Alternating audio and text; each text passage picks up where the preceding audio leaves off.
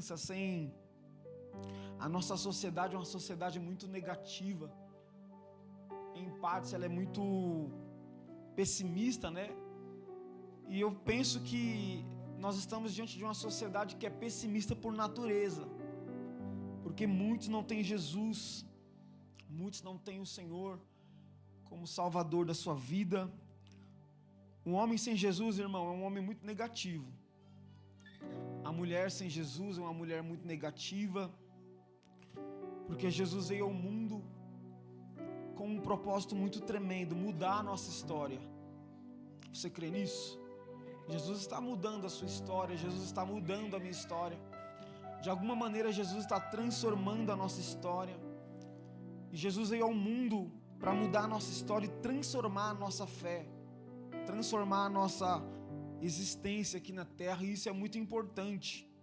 E eu quero conversar com você um pouco sobre isso. Lamentações, capítulo 3, o verso de número 18. Jesus nos tirou da desesperança e colocou-nos num lugar de esperança, amém? Jesus fez isso comigo e com você, nos tirou da escuridão e nos trouxe para a luz, e isso é tremendo. Está escrito assim no versículo de número 18: Então disse eu, já pereceu a minha glória, como também a minha esperança no Senhor. Lembra-te da minha aflição e do meu pranto, do absinto e do veneno. Minha alma continuamente os recorda e se abate dentro de mim. Quero trazer à memória o que me pode dar esperança. As misericórdias do Senhor são a causa de não sermos consumidos, porque as suas misericórdias não têm fim. Renovam-se a cada manhã. Grande é a tua fidelidade. A minha porção é o Senhor, diz a minha alma, portanto esperarei nele. Bom é o Senhor para os que esperam por ele, para a alma que o busca. Bom é aguardar a salvação do Senhor, e isso em silêncio. Amém? Você percebe que começa aqui um caos, né? Ele começa falando coisas terríveis, dizendo que a minha glória pereceu, e ele vai findando por um lugar melhor. E eu quero conversar com você sobre o livro de Lamentações.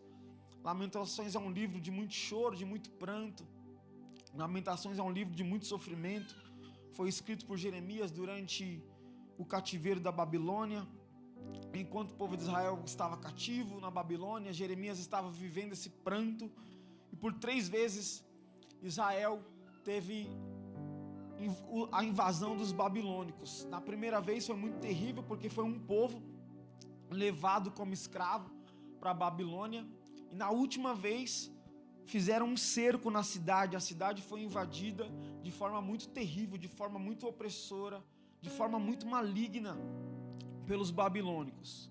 O templo onde os judeus adoravam, o templo onde os judeus serviam ao Senhor, foi totalmente queimado. Os utensílios daquele lugar foi levado para a Babilônia. As peças de ouro, o castiçal, as taças foram todas levadas para a Babilônia.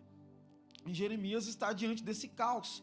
Estava havendo um caos terrível na história de Israel. E Jeremias prega para Israel durante esse tempo. E a pregação de Jeremias era uma pregação muito difícil, era uma pregação muito árdua, porque Jeremias está olhando essa situação e chamando o povo para viver um arrependimento. Jeremias convoca, Jeremias prega, Jeremias profetiza, advertindo o povo, porque eles estavam vivendo um grande julgamento de Deus. Então, através da sua mensagem, através da sua pregação, através da sua profecia, ele está advertindo o povo a voltar o coração para Deus, advertindo o coração do povo a se retornar, a se inclinar novamente para o seu Senhor.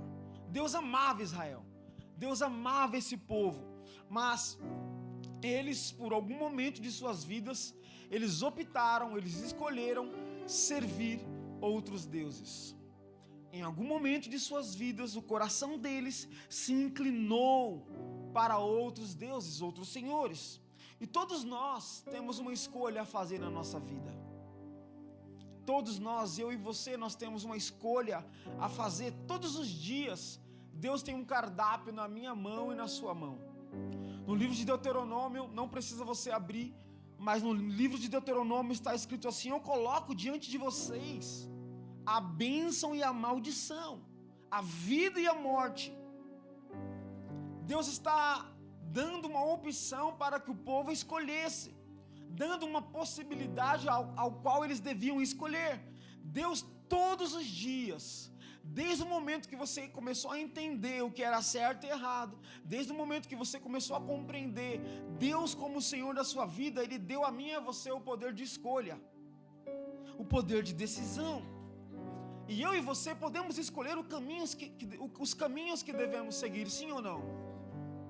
Você está aqui porque você quis estar aqui. Você serve ao Senhor hoje porque você decidiu servir o Senhor. Você foi chamado de alguma maneira. De alguma maneira, Deus tem um propósito na sua vida. De alguma maneira, Deus tem um propósito com a sua casa. Porque na verdade, Deus nunca obrigou ninguém a segui-lo. Deus nunca obrigou ninguém a servir a Ele.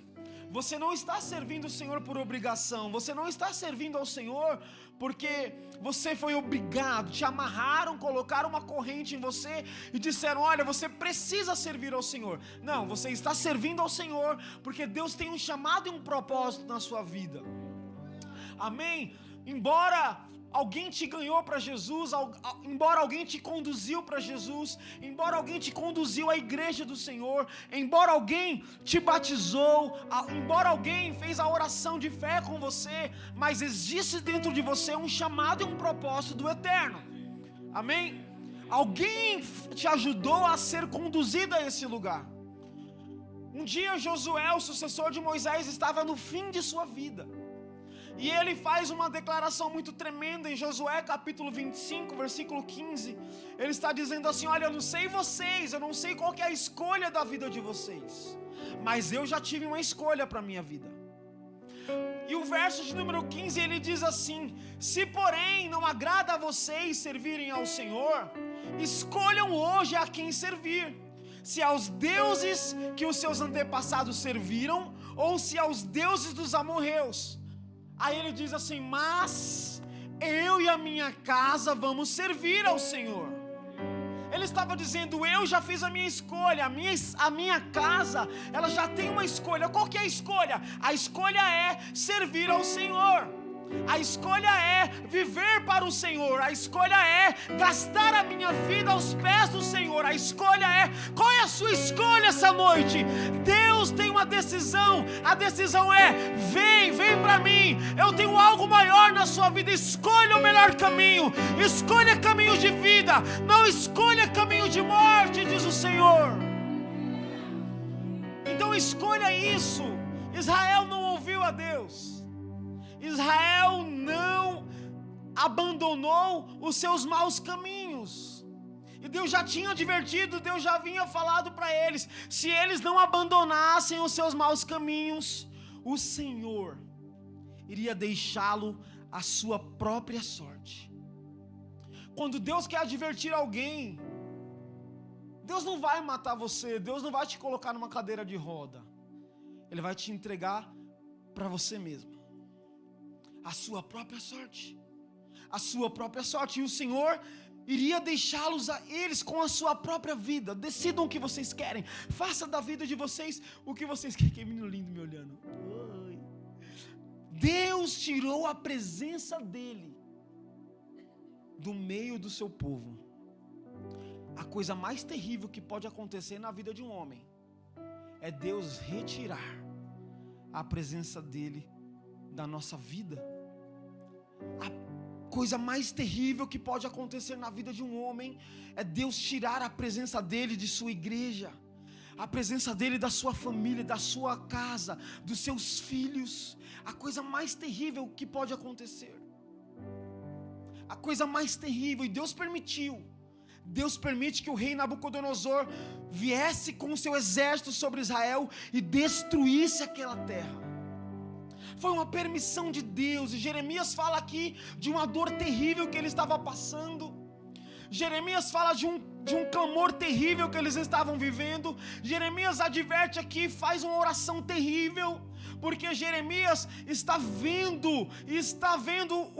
o seu povo sofrer.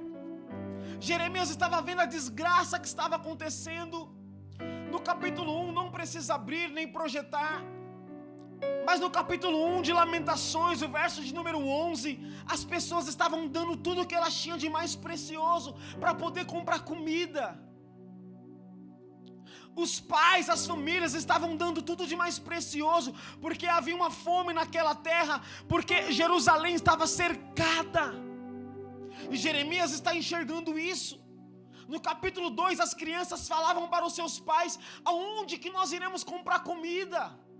Aonde que nós iremos comprar vinho? Aonde que nós iremos comprar pão? Estava havendo uma fome terrível em Israel. No capítulo 4, as mães que tinham seus filhos no colo, passando fome, as mães que tinham seus filhos foram mortos, e eles tiveram que cozinhar os seus próprios filhos para poderem se alimentar. Olha o caos que estava acontecendo. Olha quão terrível eles estavam vivendo. As moças, as virgens de Israel, no capítulo 5, verso de número 11, elas mostram que elas foram estrupadas. As moças virgens de Israel, as moças, os reis estavam sendo decapitados. Na cidade, só o que havia era corpos lançados ao chão, de jovens, de senhores, de senhoras. O povo estava sendo decapitado, eles perderam as suas propriedades. O povo estava perdendo as suas propriedades. Imagine você ter que entrar na sua casa, e quando você entrar na sua casa, ter um estrangeiro lá morando. Era o que eles estavam vivendo. Um caos. Havia a dança e a alegria foram cerrados da vida deles. Não havia mais alegria, não havia mais dança, não havia mais júbilo sobre aquela cidade. O monte de Sião já estava abandonado. As raposas ocuparam os montes Sião. Não havia mais alegria. Não tinha como mais ter esperança no meio de um caos desse tão terrível. Em algum momento de nossas vidas, já vivemos um caos, já vivemos alguma situação difícil, porque nem sempre na vida, irmãos, igreja linda do Senhor, nem sempre na vida nós vamos escolher o que devemos passar ou não. Nem sempre na vida escolhemos os fatos. Nem sempre na vida escolhemos as circunstâncias que vamos viver. Nem sempre na vida. Talvez o que você está vivendo hoje, você não queria estar vivendo. Talvez o que você viveu há alguns anos, ou alguns meses, ou alguns dias, ou algumas horas, você não queria estar vivendo. Mas às vezes não somos nós que escolhemos os acontecimentos, mas nós podemos e devemos escolher as escolhas que o Senhor tem para mim e para você. Eu tenho certeza que as escolhas do Senhor, a vontade de Deus para mim e para você, não vai te colocar em um lugar escuro, negro e caótico. A escolha do Senhor é tremenda. Israel estava sofrendo por causa dos seus próprios erros. Israel estava sofrendo, e às vezes nós sofremos por causa dos nossos próprios erros.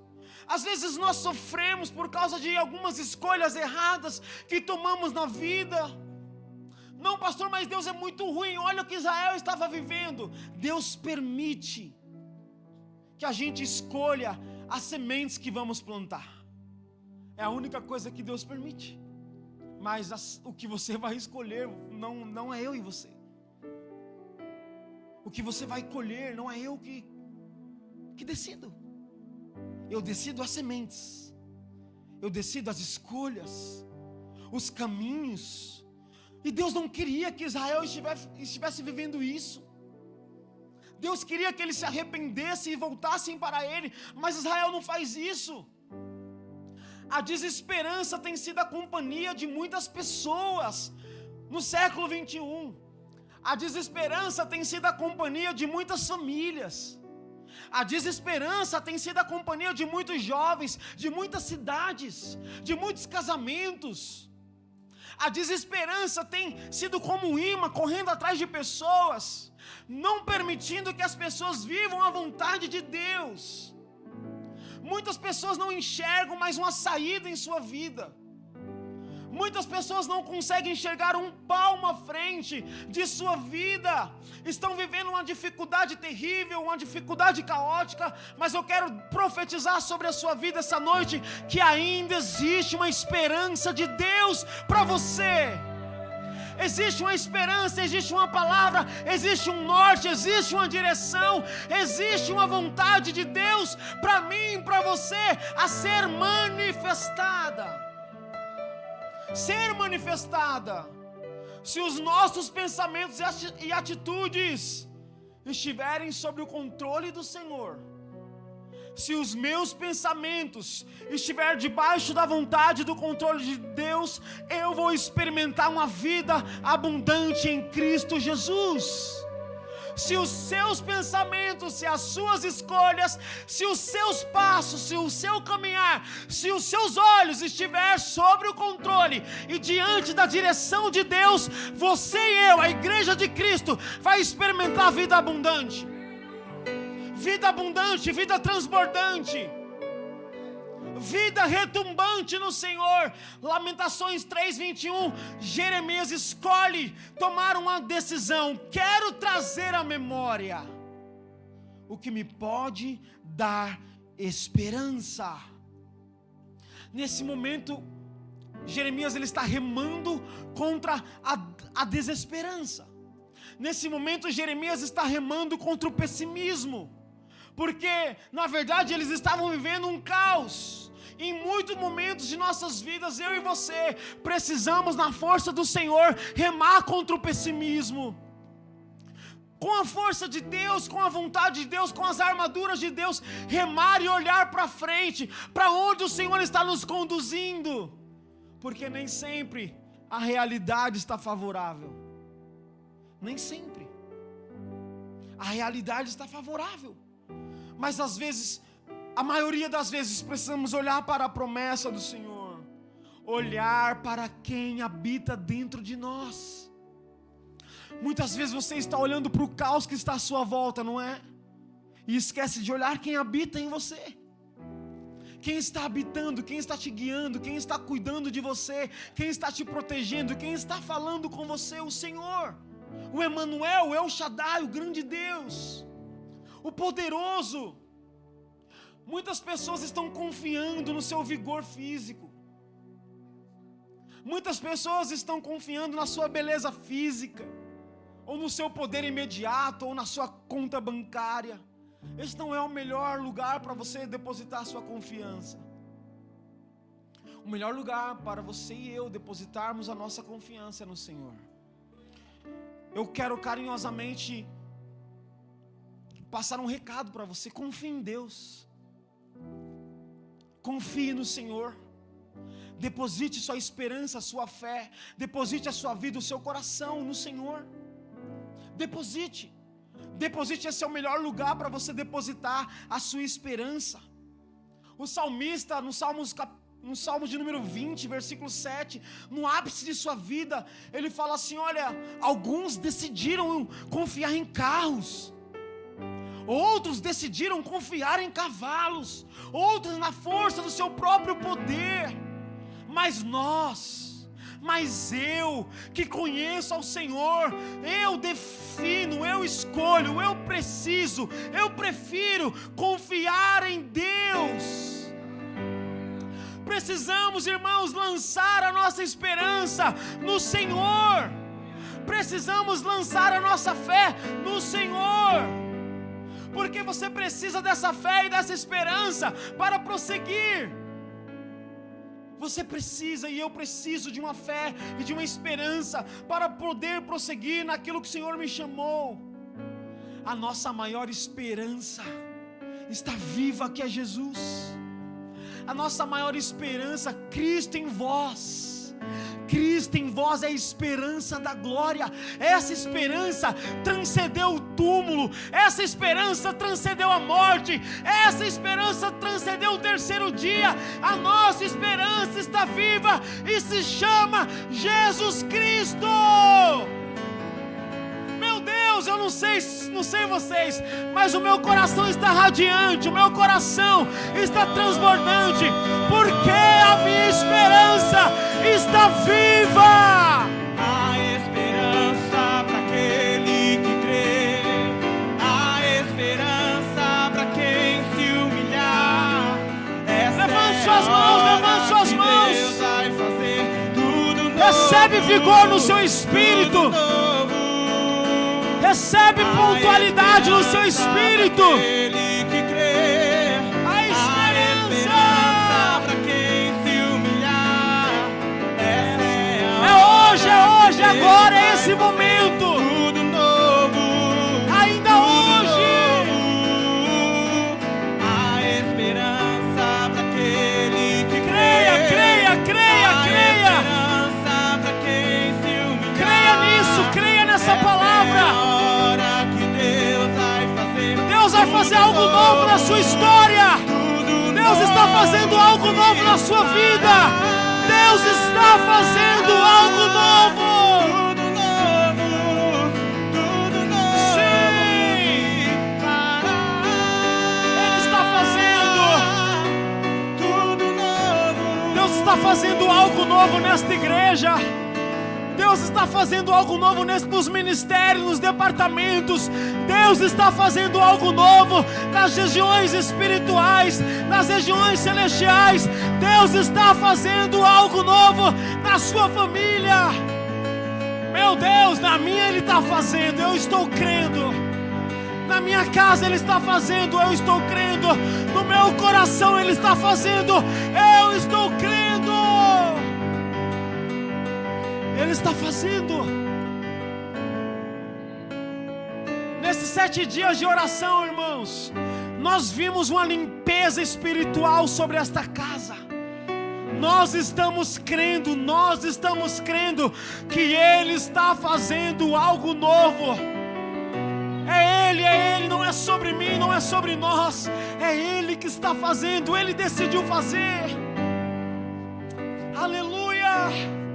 A mulher samaritana, irmãos, um dia no seu momento mais de desesperança, ela teve um encontro com a esperança da vida, com a esperança da glória. Um dia, irmãos, o gadareno, ele teve um encontro com a esperança e ele passou a ter vida. Um homem que vivia acorrentado, um homem que vivia nos agrilhões, um homem que vivia se ferindo, ele recebeu vida de Jesus e ele pregou, foi um pregador do evangelho. Porque ele teve um encontro com Jesus, a esperança da glória, aquele que transcendeu o túmulo, aquele que deu vida. A mulher do fluxo de sangue, por 12 anos vivendo a desesperança, ela disse: não, eu vou tocar nele, eu vou tocar na hora dele, eu vou lá, eu vou até lá. E ela foi passo a passo com esperança, passo a passo cheia de esperança. E ela tocou na maior esperança. Meu Deus, ela tocou na orla da esperança e foi curada. Tem esperança, tem esperança, tem esperança, tem esperança.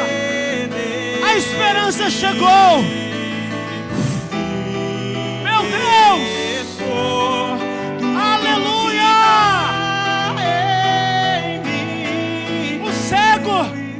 O cego Bartimeu teve um encontro com a esperança. De perdido, ele foi enviado por Jesus por causa de um encontro com a esperança. Nicodemos também teve um encontro com a esperança. O paralítico Lázaro, da morte para a vida. Isso é esperança.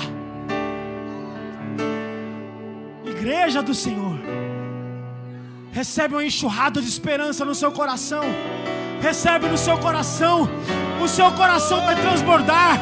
O seu coração vai crer. Você vai voltar a ter alegria nos olhos, alegria no coração, porque a esperança te encontrou. Vem, Jesus, vem. Vem. Molda o meu viver. Aleluia. Cumpre o teu querer. Quantos estão aqui? Quantos estão? Aqui. Peça para Ele te tocar. Peça para Ele tocar você, tocar o seu espírito. Peça para Ele, de alguma maneira, encher o seu coração. Vamos. Peça para Ele visitar as áreas insondáveis. Peça para Ele visitar as áreas caóticas. Peça agora para Ele visitar os lugares escuros da sua alma.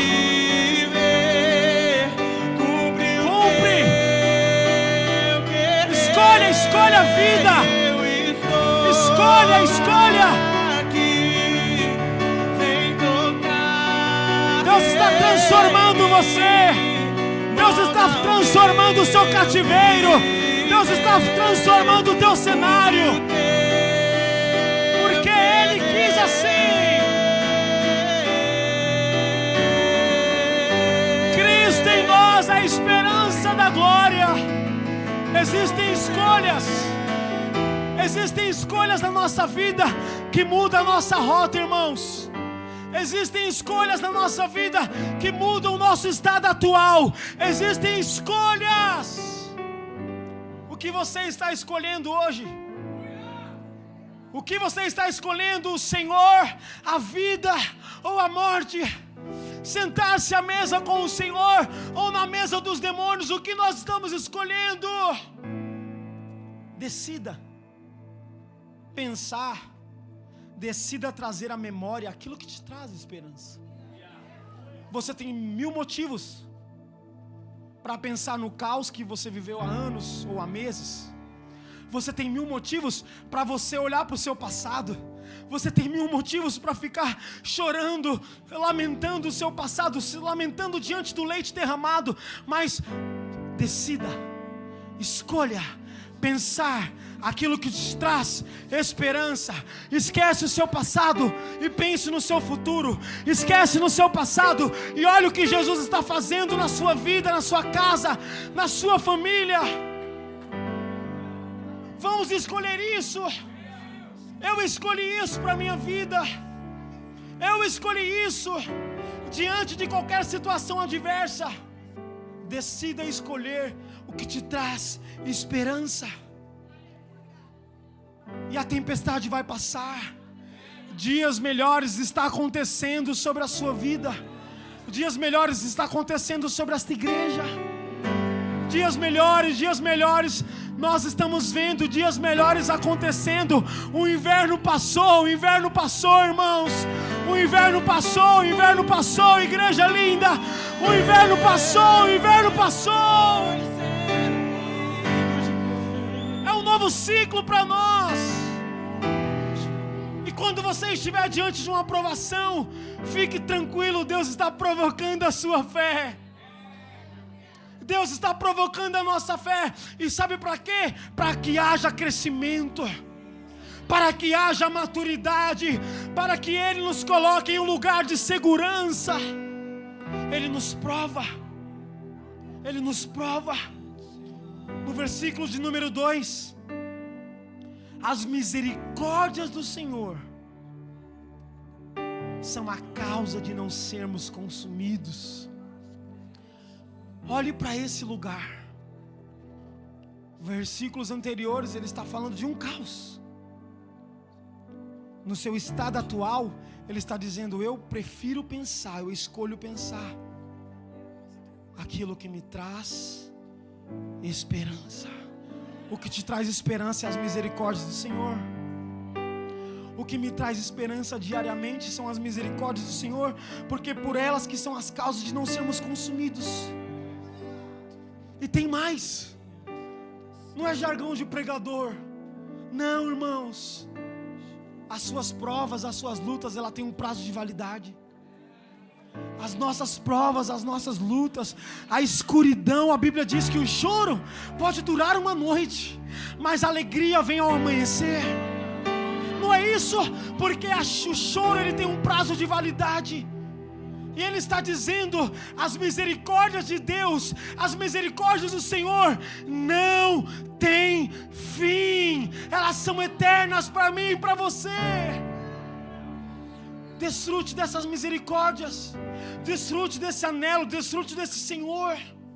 No verso de número 23 ele diz: renovam-se a cada manhã. Grande é.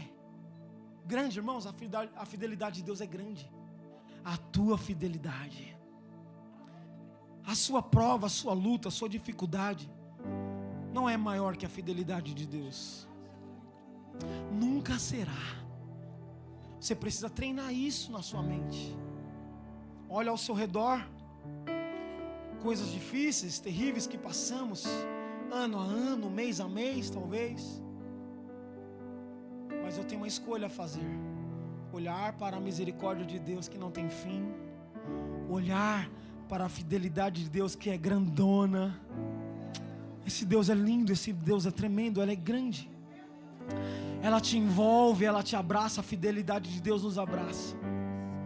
A fidelidade de Deus nos cuida de nós. A fidelidade de Deus, ela é fiel. Ela não te deixa, ela não te abandona. Não, pode ter certeza disso. A fidelidade de Deus, ela não te abandona. A fidelidade de Deus, ela não tem um prazo de validade. Deus não é fiel hoje e amanhã Ele não é, não. Deus não é fiel durante o ano de 2024 e 2025, não, não. A fidelidade de Deus é grande, é para sempre, é fiel.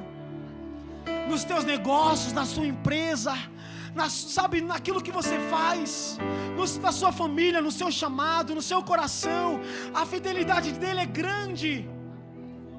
E ó, a minha porção é o Senhor. Deus é a sua porção, Deus é a minha porção. Deus é a nossa porção, Ele tem um alvo para nós. Nós temos um alvo, nós temos uma promessa, nós temos uma escolha, e nós temos uma esperança que está viva. Jeremias, ele sofre por pensamentos amargos em sua vida. Ele sofre, mas ele decidiu adotar uma linha de pensamento superior do que aquela linha de pensamentos amargos. E é isso que precisamos fazer diariamente da nossa vida. Os pensamentos amargos, eles tentam fazer parte da nossa vida. Os pensamentos pessimistas tentam fazer parte da nossa história. Mas nós precisamos escolher uma linha de pensamento superior a essa, que é ter esperança em Deus, ter fé no Senhor, olhar para a bondade e misericórdia dEle. Ao invés de você concentrar as suas lutas, ao invés de eu e você concentrar as nossas angústias, ao invés de concentrarmos as nossas tristezas, concentre-se e discipline a sua mente e o seu coração a confiar em Deus. Confiar no Senhor. Pastor, é tão difícil, você não sabe a minha luta. Mas nós conhecemos um Deus grande. Talvez você parou de falar isso porque você achava que era um jargão de evangélico ou pregador. Os seus problemas são pequenos diante de um Deus tão grande. Os nossos problemas, as nossas dificuldades, os nossos cenários são pequenos diante de um Deus tão grande, diante de um Deus tão tremendo. Então nós precisamos crer certo, crer da maneira correta. Quando eu creio na maneira correta, quando eu creio da maneira certa, existe mudança de atitudes. Quando eu deposito a minha fé no lugar certo, eu não só preciso ficar pensando, não, eu pensava que era isso, não, eu pensava que era aquilo. Não, precisamos concentrar a nossa esperança no Senhor. A igreja de Laodiceia, ela ficou pensando, e ela pensou tanto, que Deus advertiu ela de forma terrível. Ela pensava que era rica, ela pensava que não tinha falta de nada, ela pensou tanto, que ela começou a crer errado. Quando nós cremos errado, as nossas atitudes são erradas. Quando nós cremos errado, as nossas escolhas são erradas. Escolhas erradas. E ela se tornou uma igreja lunática, uma igreja sem noção, uma igreja sem esperança. As coisas que eram incomuns começou a ser comum para ela. E Deus advertiu. Eu abro um aspas aqui: o mundo, ele não vai crer naquele que é sem noção. O mundo não vai crer naquele que é desesperançoso. O mundo vai crer em alguém que está cheio de Cristo. O mundo vai crer em alguém que está cheio de esperança, cheio de fé. O mundo não vai crer em pessoas que estão cheias de dúvidas, em pessoas que são sem noção. O mundo não vai crer na religião. O mundo vai crer naqueles que têm Cristo como a esperança da glória. Pessoas que em meio ao caos estão enxergando que existe um Deus que é bom. Pessoas que em meio ao caos estão enxergando que existe um Deus que é fiel. O mundo, sabe, não vai encontrar os murmuradores e vai falar: uau, que homem incrível. O mundo não vai crer em murmuradores. O mundo está olhando. Prove disso nesses dias. Observe. O mundo vai crer em pessoas que estão diariamente dizendo: ainda que a figueira não floresça, ainda que não haja fruto na vinde, ainda que eu me decepcione com o produto da oliveira e os campos não produzam mantimentos, eu todavia me alegrarei no Deus da minha salvação. Deus está sempre nos dando uma escolha. O que vamos fazer? O que você vai fazer quando não houver ovelhas nos currais? O que nós iremos fazer quando os currais não haver mais gado? O que vamos fazer? O Senhor deu-nos uma escolha. Eu todavia me alegrarei no Senhor. Eu todavia me alegrarei, exultarei no Senhor, eu exultarei. Figueira não floresça e não haja fruto na vide, e o campo Recebe isso no seu coração. Recebe isso no seu coração. Seja edificado pela palavra do Senhor. Seja renovado o seu espírito. Creia em Deus, creia em Deus. Creia.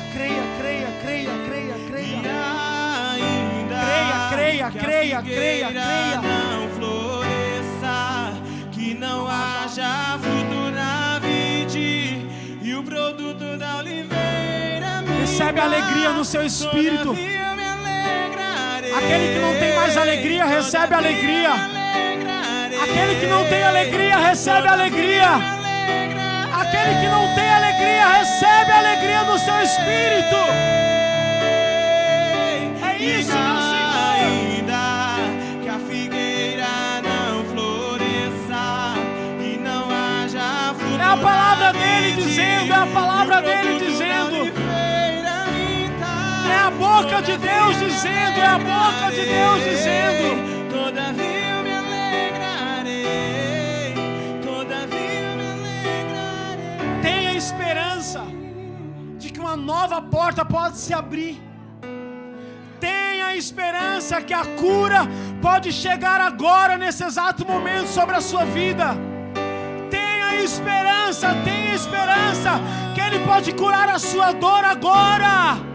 Tenha esperança que o seu milagre está chegando. Para Deus nada é impossível. Olhe para as Escrituras. Para Deus nada é impossível. Tenha a esperança que Ele pode agora curar as suas emoções. Tenha esperança que Ele já está fazendo isso agora. Nesse ambiente de glória, nesse ambiente de transformação. Tenha esperança. Há muitas pessoas perderam a alegria. alegria no espírito, alegria no rosto. Você precisa de esperança. Há poder em Jesus, há poder no nome de Jesus. Ative a sua fé, ative a sua esperança, creia, comece a disciplinar a sua mente. Comece a disciplinar a sua mente, peça ajuda do Espírito Santo. Comece a trazer a memória das coisas que te traz esperança. Ore a palavra de Deus, ore as Escrituras. Ore dizendo: as misericórdias do Senhor são a causa de eu não ser consumido. Ele é a esperança da igreja, Ele é a esperança dos filhos, Ele é a esperança do mundo, Ele é a esperança da sociedade, Ele é a esperança dos cativos, Ele é a esperança dos oprimidos, Ele é a esperança, Ele é para que eu e você tenhamos o cântico dos redimidos nos últimos dias. Ele é a nossa esperança. Ele é. Deus é refúgio e fortaleza, socorro bem presente na hora da angústia. Na hora da angústia Ele é o teu refúgio, Ele é a tua fortaleza. É Ele, é Ele, é Ele, é Ele. Se volte para Ele, meu precioso. Mude a sua rota, mude o seu curso. A partir de hoje, a partir de agora, mude. Escolha uma postura no Senhor. Escolha ter esperança. Escolha ter esperança. Quando a gente se volta para Ele, quando a gente busca por Ele, irmãos, você pode estar no maior poço que for, você pode estar no maior lamaçal que for, mas quando eu me arrependo dos meus maus caminhos, segundo a Crônicas 7,14, se o meu povo, que se chama pelo meu nome, se humilhar e orar, eu ouvirei. Deus está ouvindo. Deus vai sarar os seus maus caminhos, Deus vai sarar a nossa terra, Deus já está fazendo isso. Mas eu preciso de uma escolha. Deus está nos chamando para voltar para Ele. Ele nos ouve dos altos céus, perdoa os nossos pecados, se eu e você se humilhar e voltar para Ele. Essa é a boa notícia para mim e para você. Fique de pé. Comece a ser revigorado no seu espírito. Seja revigorado no seu coração.